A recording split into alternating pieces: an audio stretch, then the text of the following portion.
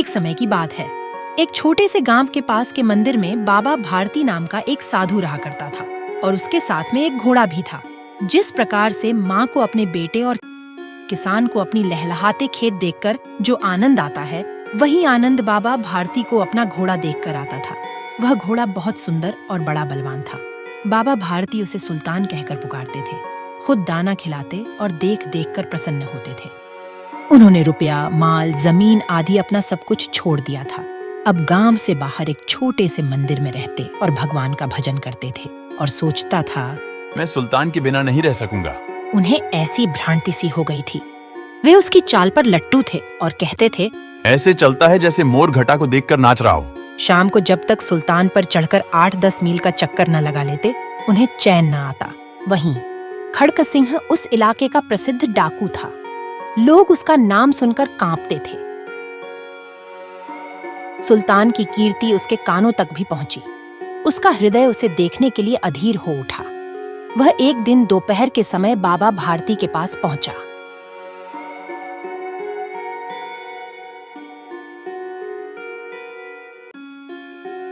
बाबा भारती ने पूछा, कहो खड़क सिंह, इधर कैसे आ गए? खड़क सिंह ने कहा, गुरुवर, सुल्तान की चाह खींच लाई। बाबा भारती और खड़क सिंह अस्तबल में पहुंचे। बाबा ने घोड़ा दिखाया घमंड से। खड़क सिंह ने देखा आश्चर्य से।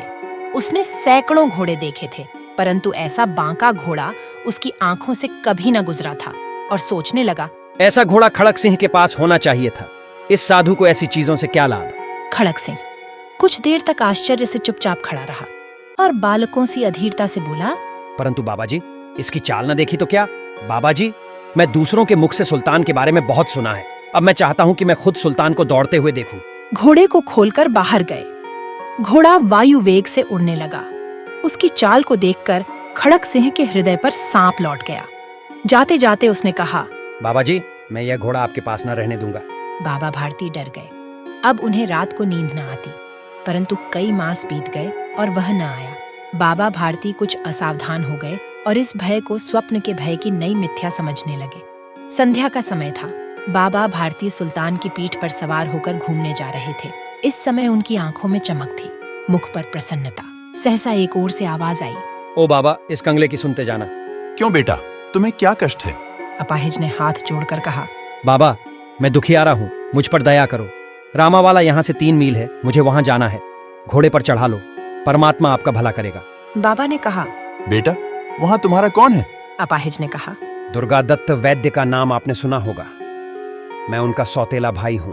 बाबा भारती ने घोड़े से उतरकर अपाहिज को घोड़े पर सवार किया और स्वयं उसकी लगाम पकड़कर धीरे धीरे चलने लगे। सहसा उन्हें एक झटका सा लगा और लगाम हाथ से छूट गई। उनके आश्चर्य का ठिकाना न रहा जब उन्होंने देखा कि अपाहिज घोड़े की पीठ पर तनकर बैठा है और घोड़े को दौड़ाए लिए जा रहा है। उनके मुख से भय, विस्मय और निराशा से मिली हुई चीख निकल गई। वह अपाहिज डाकू खड़क सिंह था। बाबा भारती कुछ देर तक चुप रहे और कुछ समय पश्चात कुछ निश्चय करके पूरे बल से चिल्लाकर बोले, परंतु एक बात सुनते जाओ। खड़क सिंह ठहर गया। बाबा भारती ने निकट जाकर उसकी ओर देखा और कहा, खड़क सिंह, यह घोड़ा तुम्हारा हो चुका है। मैं तुमसे इसे वापस करने के लिए न कहूंगा। केवल एक प्रार्थना करता हूँ कि इस घटना को किसी के सामने प्रकट न करना। खड़क सिंह का मुंह आश्चर्य से खुला रह गया।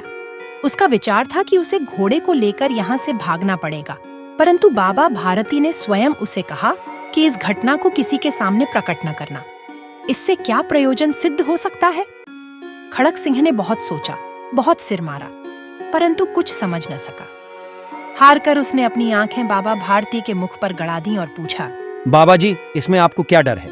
लोगों को यदि इस घटना का पता चला तो वे दीन दुखियों पर विश्वास न करेंगे। बाबा भारती चले गए, परंतु उनके शब्द खड़क सिंह के कानों में गूंज रहे थे।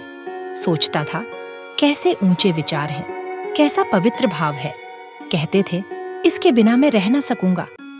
इसकी रखवाली में वे कई रात सोए नहीं, परंतु आज उनके मुख पर दुख की रेखा तक दिखाई न पड़ती थी।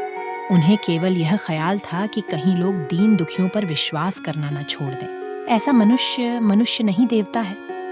रात्रि के अंधकार में खड़क सिंह बाबा भारती के मंदिर पहुंचा। चारों ओर सन्नाटा था। आकाश में तारे टिमटिमा रहे थे। थोड़ी दूर पर गांवों के कुत्ते भौंक रहे थे। खड़क सिंह सुल्तान की बाग पकड़े हुए था। वह धीरे धीरे अस्तबल के फाटक पर पहुंचा।